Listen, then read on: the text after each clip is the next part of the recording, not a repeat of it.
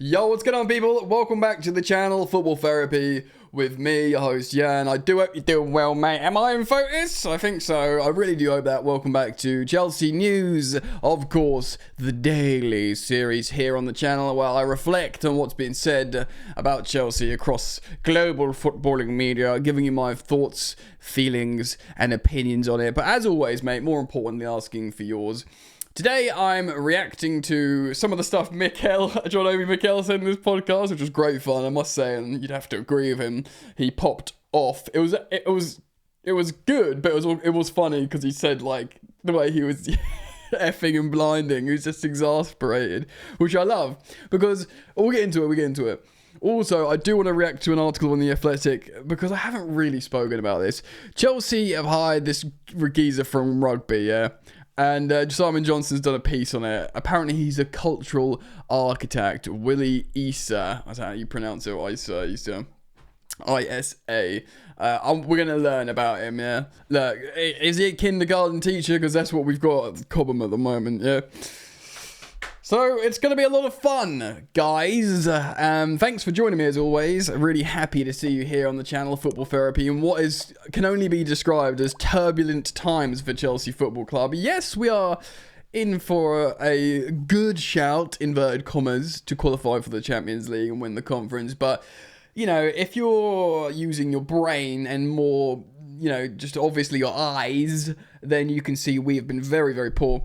I've been... my microphone feels like it's falling apart a little bit here. I've been very, very concerned lately about Chelsea. I hope that sounds okay, because this is all over the gaff here, mate. I've been really, really concerned about Chelsea lately.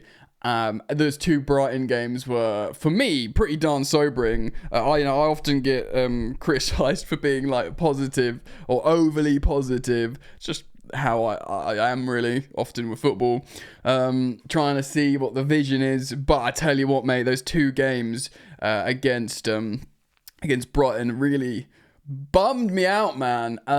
Obviously, I've listened to loads of post analysis, and we're going to talk about Mikel's podcast in just a moment. And I feel like not necessarily better, but listening to just other footballing minds talk about the situation, highlight what's wrong, but also highlight, you know, you're a talented bunch of kids that have got something to play for here. Sort yourselves out and, you know, make this the blip historically, rather than the moment everything crashed and burned. But we'll have to see what happens. I'm going to pause the recording and try and fix this microphone. Right, I think we're back. So let's start off. Let's get into it. Let's start off with Obi Mikel losing his mind, because it was good, it was funny, and it was true, man. So he does his podcast, the Obi-Wan podcast. I really like it. Of course, he's had the likes of has he had Lamps on? I know he's had Eden on. He's had Jose Mourinho on, who's coming back on his podcast. So it's a great vessel for us Chelsea fans, and indeed just football fans that are interested to hear these guys talk. The Eden Hazard episode was great. As a personal, as like most Chelsea fans, I'm a Hazard super fan. So it's just because of his character as well. He's great fun. But yeah, he basically just burnt into the Chelsea ownership. He goes on to talk about how he's obviously spoken to Paul Winstanley, a Chelsea sporting director, a few times. He bigged him up before, actually, and says, I like what they're doing with Chelsea, and these are intelligent guys. And he's kind of like gone back on that a little bit. And so, but he did say in this episode, like, clearly he's a smart guy, he does his job well. The contradictions there. But he's criticised the process massively. The January window, he says he went from a position of depth to a position of weakness, of course, letting players go. I'll argue, yes, that's true to a degree, because, you know, Joao Felix, I think a lot of Chelsea fans are looking at what Renato Vega's doing for Juventus. Chelsea will look at that and be like, yep, good loan, doing well, smart decision. Chelsea fans have been like, he looks like he's being a bit of a leader back there and playing out from the back and all this kind of stuff, while Levi Colwill is on his arse moaning half the time. So that, but he also criticised the, the general business. The recruitment process has been really poor, he says. It is funny, I laugh because he's just effing and blinding all the time. And he talks about strikers. He obviously has a historically, not beef with Jackson, but Jackson called him out after Mikel criticised him. And then Jackson went on a scoring run. Mikel like joked about it, going, "I've created a monster," but he likes that. The great thing about John Obi Mikel is he is a Chelsea fan, and he wants Chelsea to win. And he's not on Sky Sports like a freaking the army of Man United fans on TNT or Sky Sports like Roy Keane, Gary Neville, Scholes, and all the other ex-United players that pop up here and there, trying to be reserved and not criticise too much. Mikel's on his own podcast. He's like, no, this is effing, bad, basically, which is like quite refreshing to listen to. But yeah, he does give Jackson his flowers and talks about how he's helpful. And he's not saying, oh, he's bad, he's not scoring, but he's like, he's not scoring and he needs competition. He looks to the camera and says, Paul Winstanley, I know you're watching this. Get us a striker. We need someone to help Nicholas Jackson. Victor, Osimhen and Gyökeres. Get these guys. Their goal scoring ratio is absolutely fantastic. Now, of course, on Victor Osimhen, he's friends with John Obi Mikel, and he's trying to act as agent Mikel, trying to get Osimhen to join Chelsea. This is what he'd been doing all last summer. He said, like, we were really close. It could be picked up again. He says, look, he scores all the time. He's going to have loads of clubs. But he reiterates the fact how, Osimhen, Chelsea was his club growing up, that he likes. He idolised Didier Drogba, and he wanted his game to be like him, and he loved Chelsea growing up and all this kind of stuff. So he really is still trying to get on him all the time, saying, join Chelsea, indirectly here talking to the sporting directors. Of course I won't listen to Mikel on this podcast, but they'll do their, mind-numbing data thing. But I do wonder if eventually they'll be like, all right, they'll look, surely, and this is going to take us on to this article about the friggin' rugby geezer in a minute. Surely they'll look at these talented kids that they've run the numbers on the data and been like, the unquantifiable situation with mentality clearly is a thing. Football isn't just numbers. Football can be largely numbers. You can do the whole Moneyball thing in some ways, but there are some stuff that you can't get in the data, and that's mentality. And Chelsea, historically, was the opposite to numbers.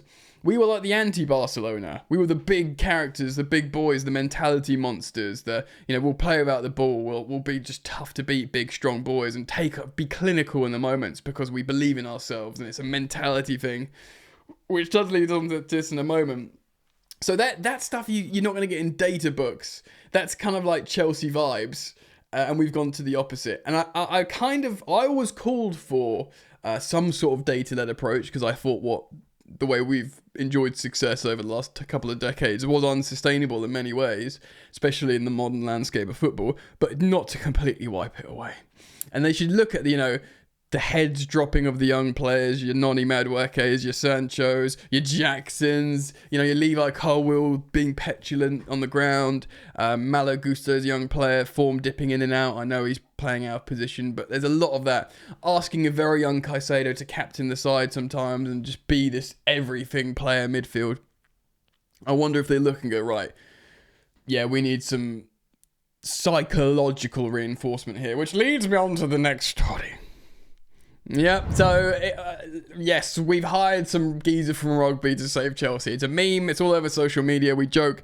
Simon Johnson of The Athletic writes this: after just 2 wins in 9 Premier League games, few will dispute Chelsea look like they could do with some fresh inspiration from someone new right now. The surprise is they've turned to a figurehead from rugby league. For it, the news that Chelsea have recruited Willie Issa from Wigan Warriors... So how are you going to look, this might be a really good move. We're going to get into it. We're going to learn, but it is a little bit like, well, Chelsea, we want to be Champions League titans. We've got a bunch of kids that are failing to perform. Well, this guy is just retired from Wigan Wanderers rugby. He's the solution, but he might be, whatever. Open mind, yeah. He's going to act in a player support role. It caused a bit of a stir last week and certainly was not met from much enthusiasm from the fan base. Amen. He says, but this guy's had a good career in rugby league. He started out as 2 Australian clubs. There they are. He made his name after moving to England in 2011. He was good at rugby. He's won 10 major honours in 8 years, including 2 Club World Championships. All right, fine. One of the people who know him best is the head coach of Wigan, Matt Peat, who led the club to a remarkable 4 major trophies last season. Oh, they won a quad. With Isa being one of the key men in the dressing room, he has no doubts Isa will make a big difference at Chelsea behind the scenes. He has no doubts! Doubt meme of the X from that game. Because I have doubts. He told this to The Athletic, quote, "I don't expect the supporters to ever physically see the impact he has at Chelsea." Oh, good. But he is a cultural architect, excuse me. A cultural architect. He will make the environment better and all the individuals around the environment better. Ignore the different shape of the ball that he is associated with. Willie's skill set, it's part of my Tinder bio, is about high performing teams, leadership and dealing with people. Everyone at Wigan and Rugby League understands why Chelsea have made this move. It's intelligent. Wow, how much have you been paid, mate? Look, I don't want to be cynical. And this guy, of course, is going to wax lyrical about this guy who's been affiliated with him and relentlessly winning. Huh? Okay. There appears to be general cynicism about the number of jobs and positions created since the Todd Bowley and Clearlake consortium took over the club in 2022. Amen. Recent results on the pitch did not help the mood. Chelsea are struggling to avoid going a third season without Champions League football. Yep, the pain is real. I have to talk about it every effing day. But turning to someone with a actual different ball game has led many people to ask why, including myself. I must say, much has been made about the amount Chelsea spent via the transfer market, more than $1.3 billion committed to new signings. But the club have invested in several other departments, including performance and medical. This is where Isa comes in. Bryce Kavanagh, the director of performance, was hired in October 23. After 7 years at the FA, the English game's governing body, he's overseen growth of 24 player support divisions surrounding medical, fitness and conditioning. Well, we're not quite Pochettino injury crisis, but we're certainly slipping of late, aren't we, guys, in terms of injuries. This geezer, Kavanagh, worked in rugby as well before being employed by the FA and being successful there. So it could work, I suppose. Beginning outside of football has not been a hindrance to him and his expertise he can bring. Sources at Chelsea, who, like many of those spoken to this article, are anonymous to protect relationships, yada, yada, yada. They feel the same applies to Isa. Is it Isa or Isa, this geezer? Besides, this area of the club does not involve tactics on the pitch. So Kavanagh, Enzo Maresca, and the Fun Twins, co-sporting directors Paul Winstanley and Lawrence Stewart, have all played a role in hiring Isa. It's in Maresca's case, he's already talked to the 36-year-old New Zealand-born Samoa international before he was given the post. A Chelsea source said the club's thinking is to give every resource possible to help each player on and off the pitch. How about an actual senior teammate who can play football on the pitch with them and guide them through these moments of chaos and turbulence and straight up tragedy from a Chelsea fan's perspective? Look, this guy might be good. Look, it goes on. It's pretty interesting. They analyze this guy. Bowl accounts, he's really, really highly rated. It could be a refreshing solution, thinking outside the box, just not, looking at an individual that they think can help them and not thinking about football, thinking about a mind. And to be honest, it is about mind. Another quote on him was, "Chelsea are getting a consummate professional. He is a fierce competitor. He was super aggressive on the field." Of course, it's off the field. Off it, he's an absolute gentleman. I want him to be aggressive off the field, to beat up these kids. He's very caring. He's aware of his responsibilities to the team and also to the sport he represented. I'm sure he will be a great ambassador for Chelsea. He will drive standards, a high performance culture, and he will do it from a position of looking after people. Nah. Look, man. Let's give him a chance, yeah? If he does well, then big up the rugby geezer.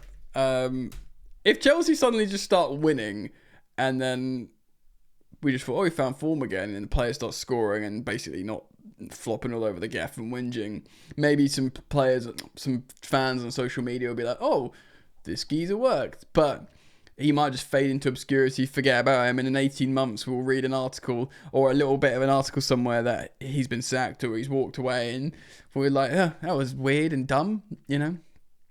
Still, you gotta hope, right? You gotta hope things go well. Of course, the mood around Chelsea at the moment is a dismal one. Hopefully, we can just pick up some wins. And I mean, I just really struggle to see where the goals are going to come from at the moment.